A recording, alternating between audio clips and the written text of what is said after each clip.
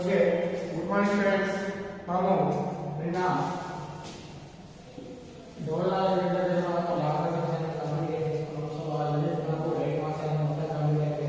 So మనకు ఈ రోజు కొత్త యూనిట్ స్టార్ట్ చేసుకున్నాం.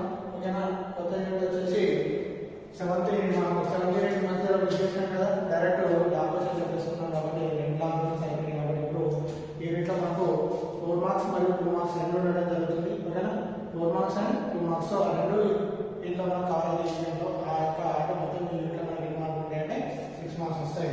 సో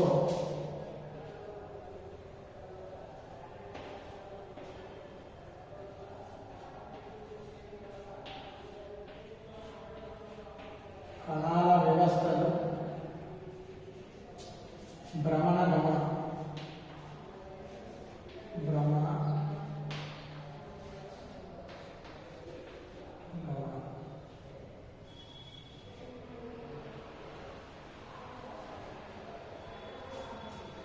కణాల వ్యవస్థలు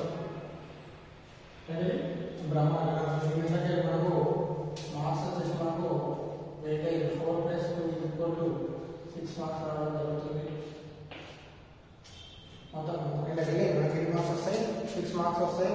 సో ఎందుకంటే మనకు మంచి స్కోర్ చేసుకోవచ్చు. ఎందుకంటే 2 మార్క్స్ వస్తాయి ఎందుకంటే అదేవిధంగా 4 మార్క్స్ రావడం జరుగుతుంది. సో కణాల వ్యవస్థ మరియు భ్రమణ గమనం ఈ చాప్టర్ ఇందులో వీడియో మొత్తం ఉన్నాము, కానీ ఇందులో నుండి మనం సబ్ టాపిక్ చూద్దాం. సో ఆ సబ్ టాపిక్ చూసినట్లయితే ఫస్ట్ వచ్చేసి దృఢ వస్తువు.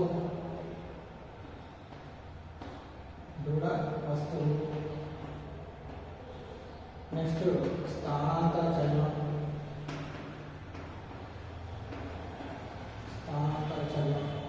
నెక్స్ట్ భ్రమణాంశం.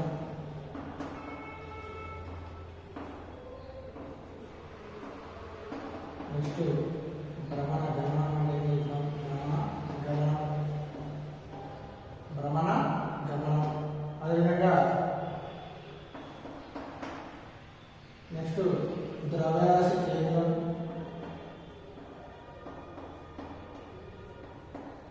నెక్స్ట్ గరిమ నాడి. నెక్స్ట్ కోణీయ స్థానాంశం.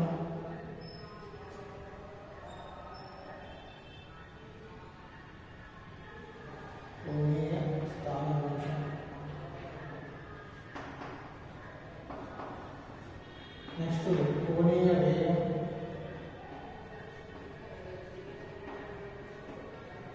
నెక్స్ట్ కోణీయ త్వరణం.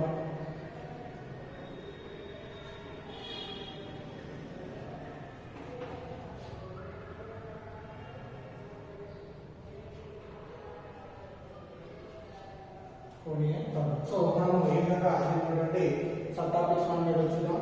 సో ఫస్ట్ మనము కణాల వ్యవస్థలు భ్రమణ గమనం అంటే మన నిజ జీవితంలో మనం ఏ వస్తువులైనా చూసుకున్నట్టయితే, ప్రతి వస్తువు చూసుకున్నట్టయితే అందులో ఒక వస్తువు అనేది ఒకే వస్తువు అనేది ఒక కణంతో ఉండదు. కొన్ని కణాల సముదాయంతో కణాల వ్యవస్థతో నిర్మితమై ఉంటాయి. అంటే మనం ఏ వస్తువు తీసుకున్నాం మన జీవితంలో, ఈ చాక్పీస్ కావచ్చు, డస్టర్ కావచ్చు, ఏదైనా ఈ వస్తువు తీసుకున్నట్టయితే ఈ వస్తువు ఒకే కణమా కాదు, కొన్ని కణాల సముదాయం ఉంటుంది. సో దాన్ని కణాల వ్యవస్థలో అంటే ఈ కణాల సముదాయంతోనే ఒక వస్తువు అనేది పదార్థం అనేది ఏర్పడుతుంది.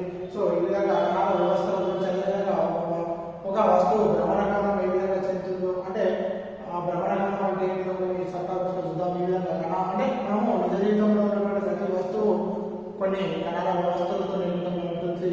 సో ఆ కణాల వ్యవస్థ ఆధారంగా ఈ వస్తువు దృఢమైనదా లేదా దృఢమైన వస్తువా, దృఢం లేని వస్తువా అనే వస్తువు యొక్క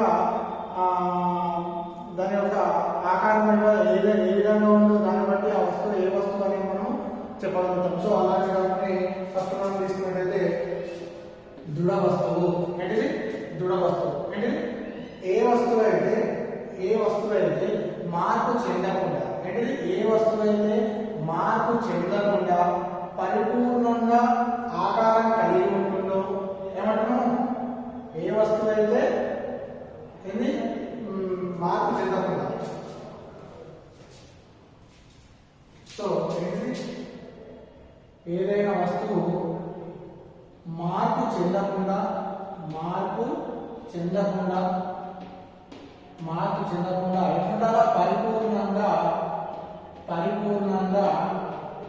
మార్పు చెందకుండా పరిపూర్ణంగా ఒక ఆకారం కలిగినటువంటి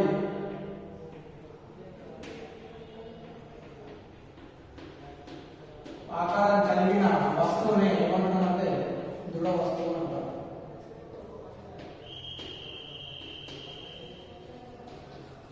సో దృఢ వస్తువు అంటే ఒక పరిపూర్ణమైన ఆకారం కలిగి ఉండాలా మరియు ఎట్లా ఉండాలో మార్పు. ఫర్ ఎగ్జాంపుల్ ఇప్పుడు ఈ చాపీ తీసుకున్నా, ఓకేనా, ఈ చాపీ తీసుకొని నేను దీన్ని ఏం చేస్తున్నా, ఇప్పుడు చిన్న ఈ చాపీ తీసుకున్నా. సో ఈ దృఢ వస్తువు అంటే బలాన్ని ప్రయోగించినట్లయితే ఏమైనా పొడి సో అది ఆకారంగా మార్పు చెందుతుంది.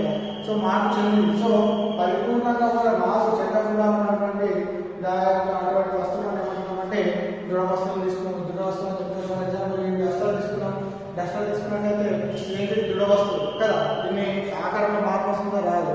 అదేవిధంగా ఒక స్పాంజ్ డస్టర్ తీసుకున్నట్లయితే అది దృఢ వస్తువు కాదు, ఎందుకంటే దాని యొక్క ఆకారంలో మార్పు చెందుతుంది. ఎందుకంటే బలమైనట్లయితే దాని యొక్క ఆకారంలో మార్పు వస్తుంది. సో అంటే పరిపూర్ణంగా ఆకారం కలిగినటువంటి వస్తువులను ఏమంటాము దృఢ వస్తువులు అంటారు. ఈ దృఢ వస్తువులు ఏదైతే దీని యొక్క కణాల వ్యవస్థలో సో ఆధారంగా ఈ వస్తువు దృఢ వస్తువు కాదనేది మనం ఈ విధంగా చెప్తున్నాం. సో ఈ విధంగా దృఢ వస్తువులు అంటారు.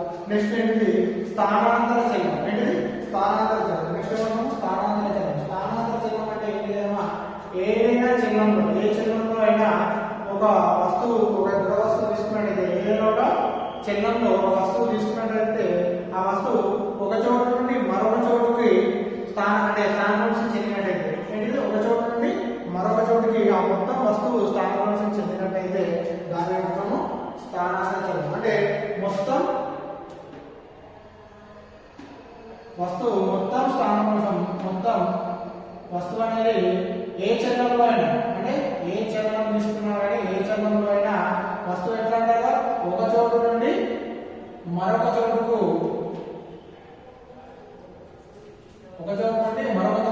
మొత్తం స్థానాంతరం చెందినట్టయితే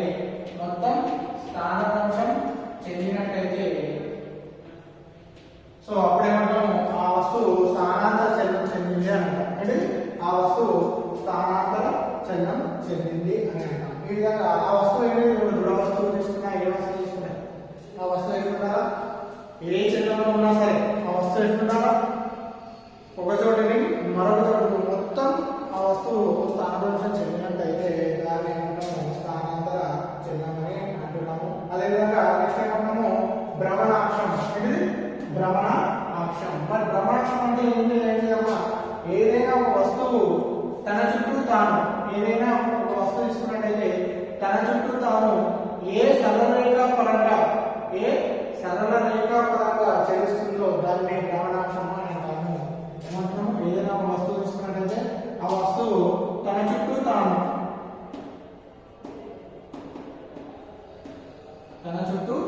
తాను ఏ సరళ రేఖ పరంగా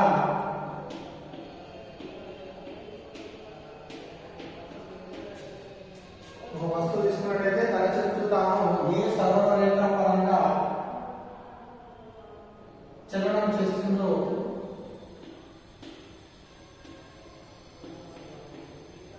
దాన్ని భ్రమణాక్షం అంటారు. అంటే దీనికి ఎగ్జాంపుల్ తీసుకున్నట్టయితే భూమి యొక్క చలనం. భూమి ఏం చేస్తుంది తన చుట్టూ తాను తిరుగుతుందా లేదా భూమి చలనం. భూమి ఎగ్జాంపుల్ తీసుకున్నట్టయితే భూమి చలనం. అండ్ ఇంకో ఎగ్జాంపుల్ తీసుకున్నట్టయితే సైకిల్ చక్రం యొక్క చలనం. సైకిల్ చక్రం ఎట్లుంటుంది సైకిల్ చక్రం చలనం.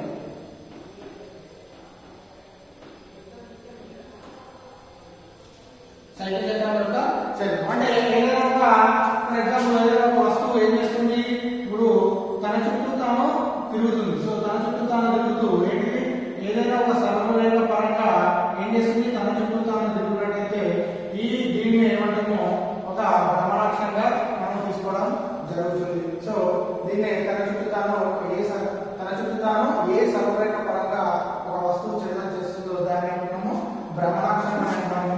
సో భ్రమణాక్షానికి ఉదాహరణ ఎగ్జాంపుల్ తీసుకున్నట్టయితే భూమి యొక్క చలనం తీసుకున్నట్టయితే భ్రమణాక్షానికి ఒక ఉదాహరణ తీసుకోవచ్చు.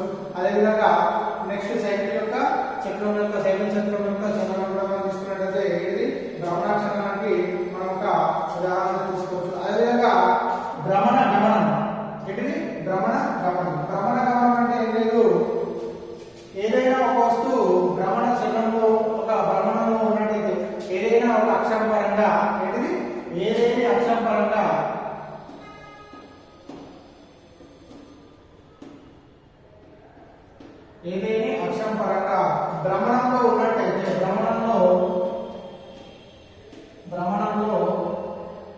దృఢ వస్తువు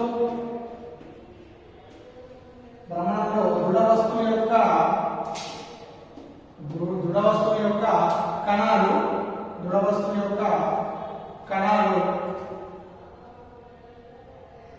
భ్రమణాక్ష ఉపరితలంపై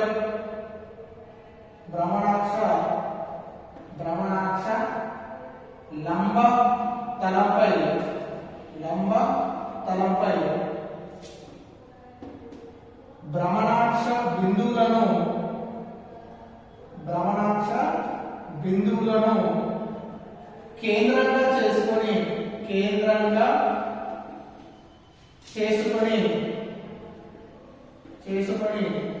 వృత్తాకార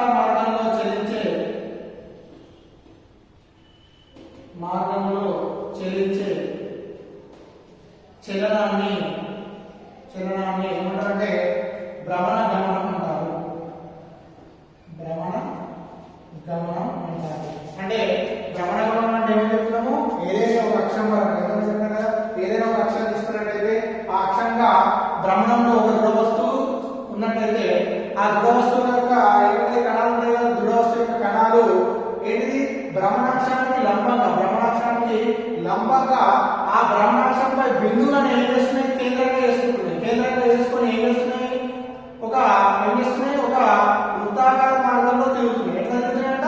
వృత్తాకార మార్గంలో చేసినట్టయితే ఆ చలనాన్ని ఏమంటాము? భ్రమణ గమనం అని అంటాము. సో దీన్ని కూడా మనం ఎగ్జాంపుల్ చెప్పవచ్చు.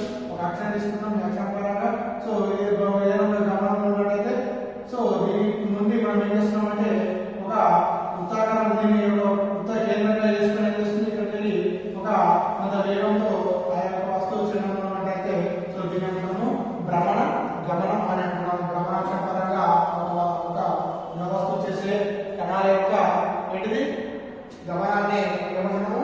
భ్రమణ గమనం అని అంటున్నాము. సో భ్రమణ గమనం ఏం చేస్తున్నాయి? దృఢ వస్తువు యొక్క కణాలు ఏం చేస్తున్నాయి? భ్రమణాక్ష లంబతలంగా ఏం చేస్తున్నాయి? భ్రమణాక్ష బిందువులను ఏం చేస్తున్నాయి? కేంద్రంగా చేసుకొని ఆ కేంద్రం నుండి ఏం చేస్తున్నాయి? వృత్తాకార మార్గంలో ఆ యొక్క వస్తువు చలించినట్లయితే ఆ చలనాన్ని ఏమంటారంటే భ్రమణ గమనం అని అంటున్నాం. నెక్స్ట్ వెరీ ఇంపార్టెంట్ ద్రవ్యరాశి కేంద్రము సెంటర్ ఆఫ్ మాస్ ఓకే ద్రవ్యరాశి కేంద్రము centre of mass okay. Next terminal centre of gravity and centre of mass. So ఈ విధంగా మనం దృఢ వస్తువు అంటే ఏంటి, స్థానిక చలనం అంటే భ్రమణాక్షం అంటే ఏంటి, నెక్స్ట్ భ్రమణ గమనం తీసుకున్నాం కదా. ఇది వెరీ వెరీ ఇంపార్టెంట్ టాపిక్ ఇవి రెండు. సో మనకి 4 మార్క్స్ లో కూడా మనం అడగడం జరుగుతుంది. సో ద్రవ్యరాశి కేంద్రం టెర్మినల్ మనం నెక్స్ట్ తెలుసుకుందాం. సో ద్రవ్యరాశి కేంద్రం అంటే మనం ఆల్రెడీ ఎన్నుకున్నాం. మన జీవితంలో ప్రతి వస్తువు కొన్ని కణాల వ్యవస్థలను కలిగి ఉన్నటువంటి ఒక వస్తువు అనేది ఉంటుంది. ఒక దృఢ వస్తువుని తీసుకున్నట్టయితే ఆ దృఢ వస్తువు యొక్క చలనాన్ని మనం గమనించినట్టయితే అది క్లిష్టంగా ముందుకు కదులుతున్నట్టు అనిపిస్తుంది. ఎందుకంటే దృఢ వస్తువులోని కణాలు ఏం చేస్తుంది? ప్రతి ఒక్క కణము ఒక కణం చలించినట్టుగా ముందుకు చలించడం అనేది జరుగుతుంది. సో అన్ని కణాలు అందులో చలిస్తున్నాయనే దాన్ని మనం భావించలేము. కాబట్టి ఆ ఒక దృఢ వస్తువుకు ఏదైనా ఒక వస్తువు దానికి కేంద్రం ఉంటుంది. దాన్ని మనము ఒక ద్రవ్యరాశి కేంద్రంగా నిర్వచించవచ్చని మనము ఈ యొక్క ద్రవ్యరాశి కేంద్రం అనే టాపిక్ మనం తీసుకోవడం జరుగుతుంది. అంటే అన్ని కణాల వ్యవస్థలు మనము దాని చలనాన్ని మనము దాని యొక్క వ్యవస్థ యొక్క చలనాన్ని మనము అన్ని వస్తువులు అంటే దాని యొక్క కణాల మొత్తం చలనాన్ని మనము కాకుండా ఆ కణాల మొత్తాన్ని ఒక కేంద్రంగా తీసుకుంటే ఆ ద్రవ్యరాశి కేంద్రంగా ఆ వస్తువు యొక్క మనం చలనాన్ని మనము చెప్పవచ్చు అని ద్రవ్యరాశి కేంద్రం అనేది దాన్ని మనం తీసుకోవడం జరిగింది. సో ఇప్పుడు మనం ఆ ద్రవ్యరాశి కేంద్రం గురించి మనం తెలుసుకుందాం. ఓకేనా?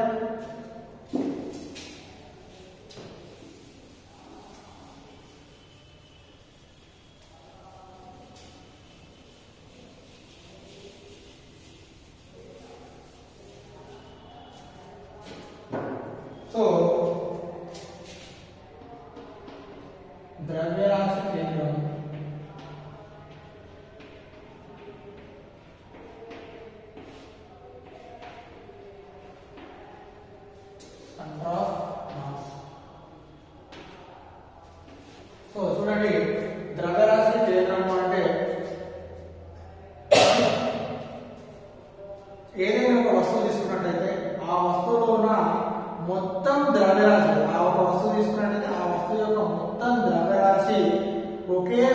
వద్ద కేంద్రీకృతమై ఉన్నట్లు ఉంటుందో ఆ బిందువుని ఏమంటామంటే ద్రవ్యరాశి కేంద్రము అంటున్నాము, సెంటర్ ఆఫ్ మాస్ అంటున్నాము. ఏమంటాము ద్రవ్యరాశి కేంద్రం అంటే ఏదైనా ఒక వస్తువు తీసుకున్నట్టయితే ఆ వస్తువులోని ద్రవ్యరాశిలో మొత్తం ఏ బిందువు వద్ద కేంద్రీకృతమై ఉంటుందో దాన్ని ఏమంటున్నాము, ఆ బిందువుని ఏమంటున్నాము ద్రవ్యరాశి కేంద్రము అని అంటున్నాము. సో ద్రవ్యరాశి కేంద్రం అంటే ఫర్ ఎగ్జాంపుల్ డెఫినేషన్ చేసుకున్నాం కదా. ఫర్ ఎగ్జాంపుల్ ఒక ద్రవ్యరాశి తీసుకున్నాం అంటే ఒక వృత్తాకార మార్గంలో ఉన్న ఒక వస్తువును తీసుకున్నాం. సో వృత్తాకార మార్గంలో తీసుకున్నట్లయితే ఫర్ ఎగ్జాంపుల్ ఇందులో కణాలు వివిధ కణాలు ఉంటాయి కదా. సో ఇక్కడ M1 కణం ఉందనుకున్నాం, ఇక్కడ M2 కణం ఉందనుకున్నాం, ఇక్కడ M3 కణం ఉందనుకున్నాం, ఇక్కడ M4 కణం ఉందనుకున్నాం, ఇక్కడ M5 కణం ఉందనుకున్నాం. సో వీటన్ని కూడా ద్రవ్యరాశి కానీ సో మనము దీని యొక్క మొత్తం ద్రవ్యరాశి కేంద్రం ఇక్కడ ఉందని అనుకుంటాం. ఇది ద్రవ్యరాశి కేంద్రం అనేది ఏం చేస్తుందంటే ద్రవ్యరాశి కేంద్రం అనేది అన్ని ద్రవ్యరాశులను ఈక్వల్ గా చేస్తుంది. ఫర్ ఎగ్జాంపుల్ ఈ వృత్తభాగాలు తీసుకున్నాము, అది కాకుండా అడ్డీ తీసుకున్నట్టయితే సో 1 2 3 4 1 2 3 4.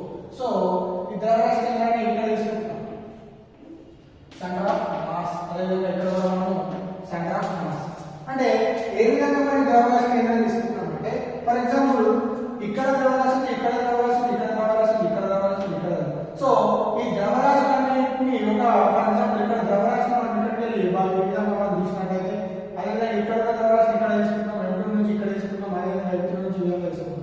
సో ఎక్కడైతే అన్ని రేఖలు ఎక్కడైతే బిందువులు కనిపిస్తున్నాయో ఈ బిందువులు మనం ఏమంటాము ద్రవ్యరాశి కేంద్రము అనుకుంటాం. సో ఈ ద్రవ్యరాశి కేంద్రం అంటే ఇది ఎట్లుంటుంది, ఈ వస్తువు యొక్క ద్రవ్యరాశి అనే దాన్ని తెలియజేస్తుంది, ఆ వస్తువు యొక్క మొత్తం ద్రవ్యరాశి అనేది తెలియజేస్తుంది. సో ద్రవ్యరాశి M అనేది ఏం చేస్తుంది అంటే sigma of summation of M1 plus M2 and M so అంటే మొత్తం యొక్క ద్రవ్యరాశి అనేది ద్రవ్యరాశి కేంద్రం అనేది తెలియజేస్తుంది. సో ఈ విధంగా సో ఇక్కడ సెన్సార్ చేసినామంటే ఇటు 1 2 3 4 భాగాలు ఉన్నాయి, ఇటు 4 ద్రవ్యరాశులు ఉన్నాయి. ఇటు అంటే ఈ ద్రవ్యరాశి కేంద్రం సగం చేస్తుందంటే ఇక్కడ సగం ఇక్కడ సగం చేస్తుంది. అదేవిధంగా ఒక త్రిభుజాకారంలో ద్రవ్యరాశి తీసుకున్నట్లయితే దాని కేంద్ర భాగం ఏమవుతుంది ద్రవ్యరాశి కేంద్రం అవుతుంది. ఫర్ ఎగ్జాంపుల్ A అనుకున్నాం, మీరు B అనుకున్నాం, C అనుకున్నాం. సో ఇక్కడికి ఒక బిందువు తీసినాం, ఇక్కడికి ఒక తీసినాం, ఇక్కడికి. సో ఇదేమైతుంది ద్రవ్యరాశి కేంద్రం అవుతుంది.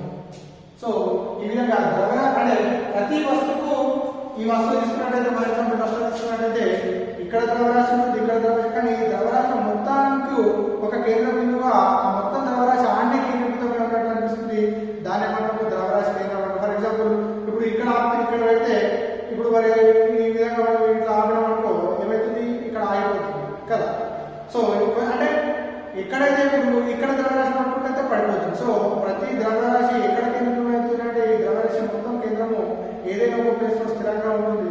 సో అక్కడ మొత్తం కేంద్రీకృతంగా ఉంటున్నట్టయితే అలాంటి ద్రవ్యరాశి మనం ఏం తీసుకుంటున్నాం ద్రవ్యరాశి కేంద్రంగా తీసుకున్నాం. ఇంకో ఫర్ ఎగ్జాంపుల్ చూసినట్టయితే ఇట్లా ఆగుతుంది అంటే దీని యొక్క ద్రవ్యరాశి కేంద్రం అనేది విధంగా అంటే ద్రవ్యరాశి కేంద్రం అనేది వస్తువు లోపల ఉండొచ్చు మరియు అదేవిధంగా వస్తువు బయట ఉండొచ్చు. క్లియర్ గా చూడండి ద్రవ్యరాశి కేంద్రానికి అదేవిధంగా గణనానికి తేడా ఏంటంటే ద్రవ్యరాశి కేంద్రం అనేది వాటి ద్రవ్యరాశి మొత్తాన్ని ఈక్వల్ గా వేస్తుంది. ఫర్ ఎగ్జాంపుల్ రెండు ద్రవ్యరాశి తీసుకున్నాం. సో ఇక్కడ M1 అనే ద్రవ్యరాశి ఉంది, ఇక్కడ M2 అనే ద్రవ్యరాశి ఉంది. ఇది ఒక రేఖ పైన ఉన్నాయనుకుంటున్నాం, ఓకేనా. సో ఇది ఒక రేఖ అంటే దీని యొక్క బరువు 10 కిలోగ్రాములు, దీని యొక్క బరువు ఒక 20 కిలోగ్రాములు అనుకుంటాం. సో అప్పుడు ద్రవ్యరాశి కేంద్రం ఎక్కడ ఉంటుంది ఇక్కడ ఉంటారా. సో ఎక్కడ ఉంటుంది దీని మధ్యలో అంటే మధ్యలో కాకుండా ఇది బరువు ఎక్కువ ఉన్నది, ఇది కాకుండా ఎలా ఉంది దీని ద్రవ్యరాశి కేంద్రం అనేది ఇక్కడ సెంటర్ ఆఫ్ మాస్ అనేది ఇక్కడ జరగడం జరుగుతుంది. సో ఇది ఏమవుతుంది R1 అదేవిధంగా ఇది R2 అవుతుంది ఈ విధంగా. సో అప్పుడు ఈ విధంగా తీసుకున్నట్టయితే ద్రవ్యరాశి కేంద్రం అంటే M1x plus M2x by M1 plus M2, ఓకేనా. సో ఫర్ ఎగ్జాంపుల్ ఈ M1 అనేది 10 కిలోగ్రాములు ఉంది, x అంటే ఇది ఎంత దూరం ఉంది ఒక 2 మీటర్స్ లో ఉంది, ఒక 4 మీటర్లో ఉంది, 3 ఇది ఒక 6 మీటర్లో ఉంది అంటే 3 4 5 అని తీసుకున్నట్టయితే అప్పుడు ఇది మొత్తం చూడండి M1 x అంటే ఎంత 2 మీటర్ల దూరంలో M1 ఇది 0 అంటే దీనికి 0 బిందువు వద్ద ఉందంటే ఇది O బిందువు వద్ద ఉన్నట్టయితే O బిందువు వద్ద ఉన్నట్టయితే M1 x అనేది 0 అవుతుంది. సో ప్లస్ M2 x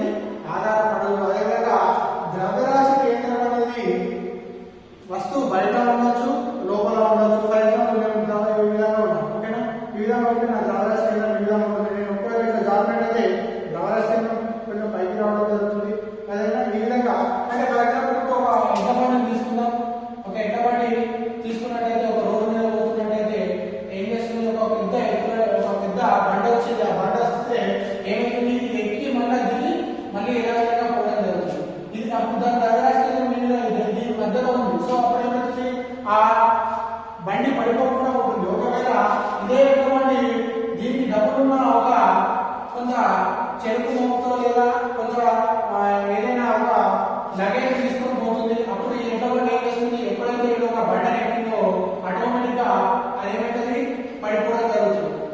అంటే ఇదేమైతుంది, పడిపోవడం జరుగుతుంది. ఎందుకు, ఈ ద్రవ్యరాశి కేంద్రం అనేది పైకి జరిగింది. సో అప్పుడు ఎప్పుడైతే డౌన్ ఫాల్ అయినప్పుడు ఆ ద్రవ్యరాశి కేంద్రం అనేది పడిపోవడం జరుగుతుంది. సో ఇక్కడ కేంద్రం ఉన్నప్పుడు అది పడిపోకుండా ఉంటుంది. అంటే ద్రవ్యరాశి అనేది చేంజ్ అవ్వాలి అంటే దాని యొక్క వస్తువు బయట కావాలని లోపల కావాలని ఉండవచ్చు. సో ఫస్ట్ ఏంటి, ద్రవ్యరాశి కేంద్రం అంటే ఏదైనా ఒక వస్తువు ద్రవ్యరాశి కేంద్రం ఏం చెప్తుంది, ఆ యొక్క మొత్తం ద్రవ్యరాశి యొక్క కేంద్రాన్ని చెప్తుంది. మొత్తం ద్రవ్యరాశి కేంద్రం ఎక్కడైతే ఏకీకృతమైన బిందువు ఉంటుందో దాన్ని మనం ద్రవ్యరాశి కేంద్రం అంటున్నాం.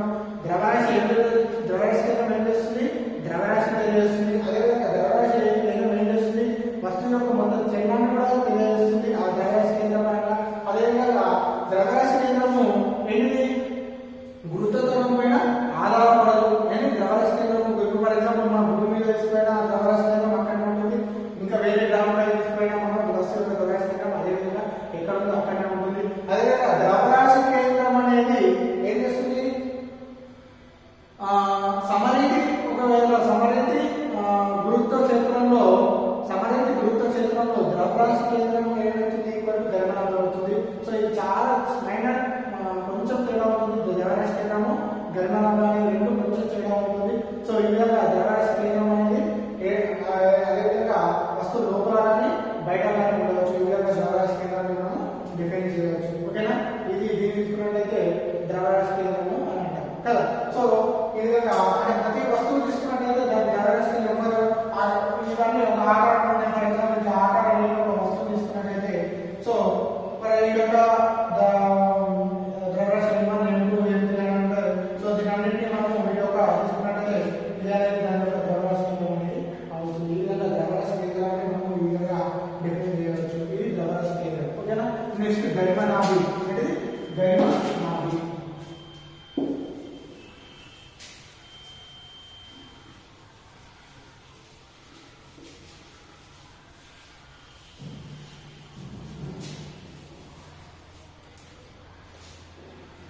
నెక్స్ట్ టైం తీసుకున్నాము గరిమనాభి. గరిమనాభి లేదా దీన్నే గురుత్వ కేంద్రం అని కూడా అంటారు. గరిమనాభి దీన్నే గురుత్వ కేంద్రము అని కూడా అంటారు. గురుత్వ కేంద్రము, సెంటర్ ఆఫ్ గ్రావిటీ.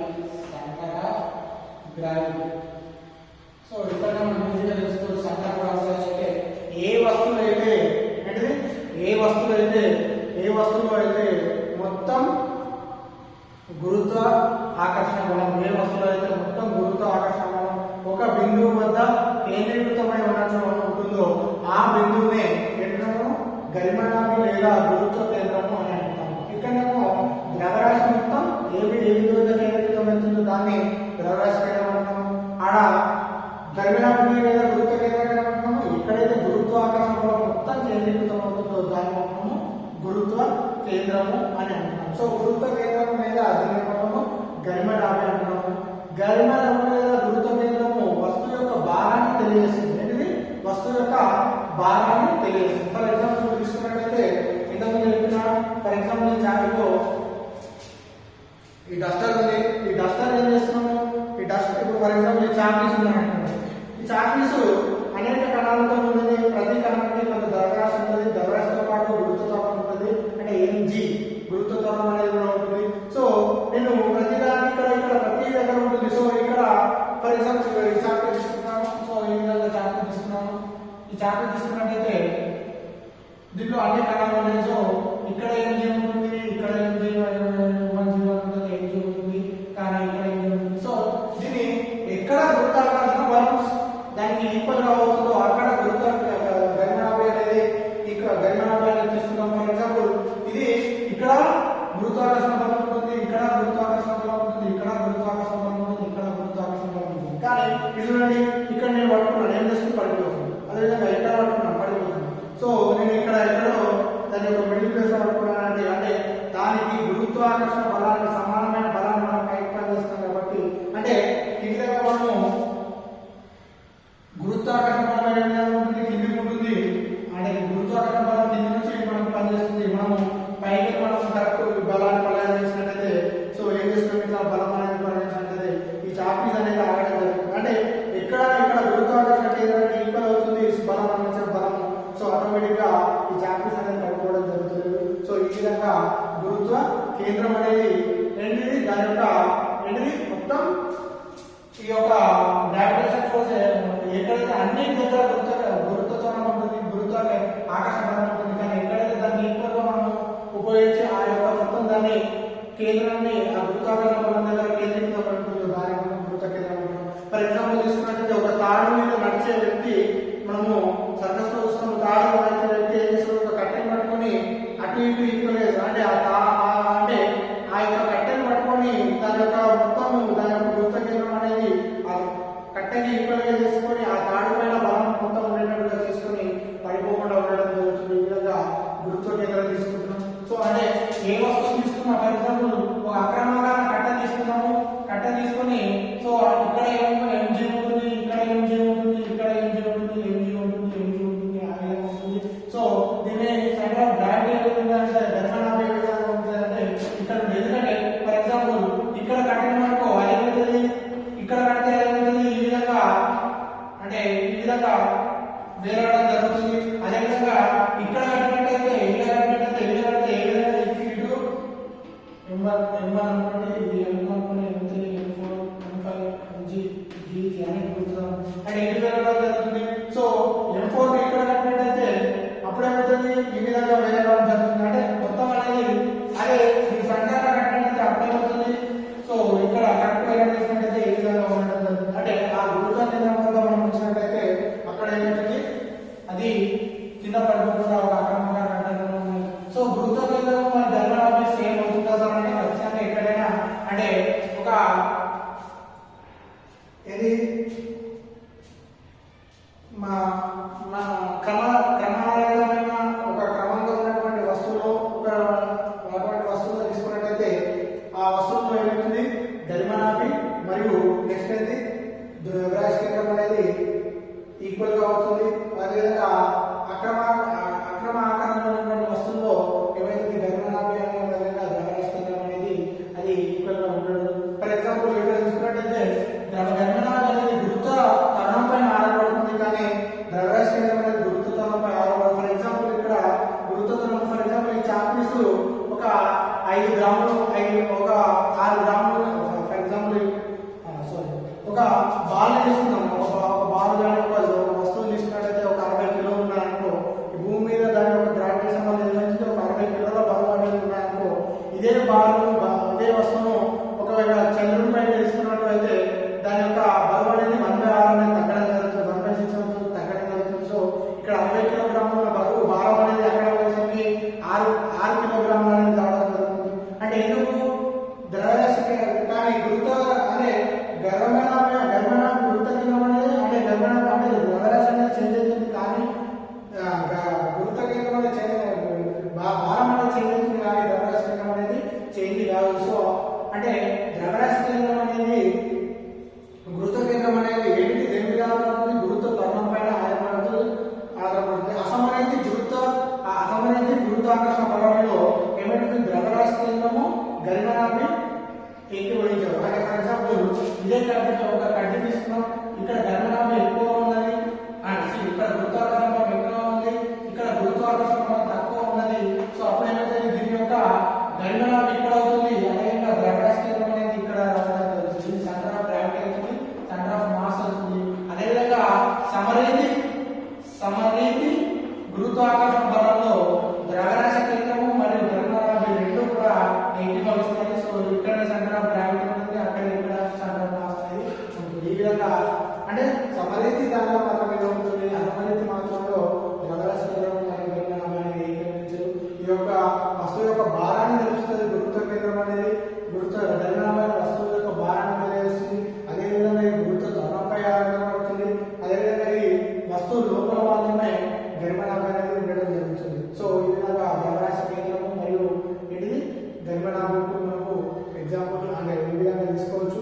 సో ఇది ద్రవ్యరాశి కేంద్రం అంటే వస్తువు యొక్క మొత్తం ద్రవ్యరాశి ఎక్కడైతే కేంద్రీకృతమై ఉంటుందో ఆ వస్తువునే ద్రవ్యరాశి కేంద్రం అంటున్నాము. ఏదైనా వస్తువులో మొత్తం గురుత్వాకర్షణ బలం ఒక బిందువు వద్ద కేంద్రీకృతమై ఉంటుందో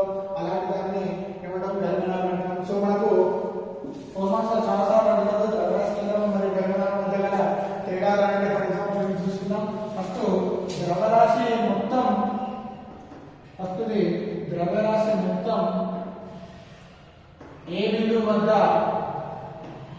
కేంద్రీకృతమై ఉంటుందో దాన్ని మనం ద్రవ్యరాశి కేంద్రం అంటున్నాం. ఇక్కడ ఏ బిందువు వద్ద వస్తువులో ఏ బిందువు వద్ద మొత్తం గురుత్వాకర్షణ బలం కేంద్రీకృతమై ఉంటుందో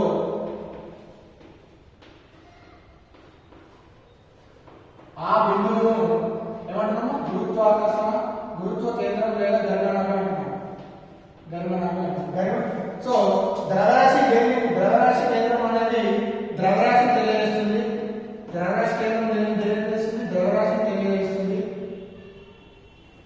సో గరిమనాభి అనేది వస్తువు యొక్క ఏంటి? భారాన్ని తెలియజేస్తుంది.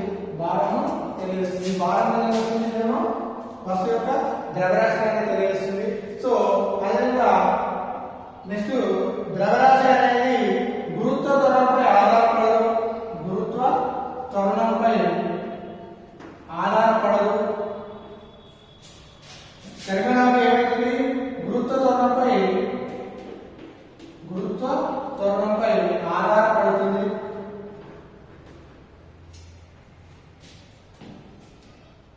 ఇది వస్తువు యొక్క మొత్తం చలనాన్ని తెలియజేస్తుంది. దేని పరంగా? ద్రవ్యరాశి కేంద్రం పరంగా. అదేవిధంగా ఇది వస్తువు యొక్క స్థిరత్వాన్ని తెలియజేస్తుంది.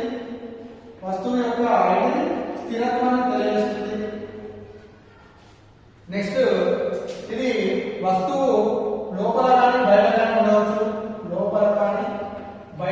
ఉండవచ్చు. ఇది వస్తువు లోపలనే ఉంటుంది. వస్తువు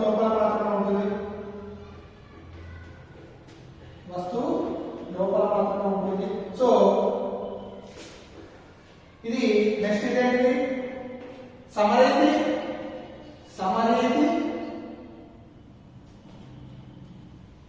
గురుత్వ క్షేత్రంలో ఏంటిది? ద్రవ్యరాశి కేంద్రము ఈక్వల్ టు ఏంటిది? గరిమనాభి అవుతుంది. అదే ఇక్కడ అసమరీతి గురుత్వ క్షేత్రంలో గరిమనాభి నాట్ ఈక్వల్ టు ద్రవ్యరాశి కేంద్రం. సో ఈ విధంగా ఒక తేడాలు 5-6 తేడాలు లేకుండా మీరు ఒక 4 రాసిన సరిపోతుంది. అంటే ద్రవ్యరాశి అనేది ఎక్కడ మొత్తం ద్రవ్యరాశి కేంద్రీకృతం అవుతుందో దాన్ని ద్రవ్యరాశి కేంద్రం. ఎక్కడైతే మొత్తం గురుత్వాకర్షణ బలం కేంద్రీకృతమై ఉంటుందో ఆ బిందువును ఒక వస్తువులో ఆ బిందువును గరిమనాభి. ద్రవ్యరాశి అనేది కేంద్రం అనేది ద్రవ్యరాశిని తెలియజేస్తుంది. గరిమనాభి అనేది వస్తువు యొక్క భారాన్ని తెలియజేస్తుంది. అదే ఇది గురుత్వ త్వరణంపై ఆధారపడుతుంది. అదేవిధంగా ఇది గురుత్వ ఆధారపడదు. అదేవిధంగా ఇది గురుత్వాకర్షణ బలంపై ఆధారపడుతుంది. అదేవిధంగా దీని గురుత్వ కేంద్రం అనేది వస్తువు యొక్క మొత్తం చలనాన్ని తెలియజేస్తుంది. అదేవిధంగా గరిమనాభి యొక్క వస్తువు యొక్క స్థిరత్వాన్ని తెలియజేస్తుంది. అదేవిధంగా ఇది వస్తువు లోపల కానీ బయట కానీ ఉండవచ్చు. ఈ వస్తువు లోపల మాత్రమే ఉంటుంది. అదేవిధంగా సమరీతి గురుత్వ క్షేత్రంలో గరిమనాభి మరియు ద్రవ్యరాశి కేంద్రం సమానంగా ఉంటాయి. అసమరీతి గురుత్వ క్షేత్రంలో గరిమనాభి మరియు ద్రవ్యరాశి కేంద్రం అనేది సమానంగా ఉండవు. ఈ విధంగా ద్రవ్యరాశి కేంద్రం మరియు గరిమనాభి గురించి మనం ఈ విధంగా క్లాస్లో తెలుసుకోవచ్చు. సో ఈరోజు దృఢవస్తువు, స్థానాంతరము, భ్రమణాంతరము, అదేవిధంగా ద్రవ్యరాశి కేంద్రము మరియు గరిమనాభి గురించి తెలుసుకున్నాం. నెక్స్ట్ కోణీయ స్థానాంతరం, కోణీయ వేగము మరియు కోణీయ త్వరణము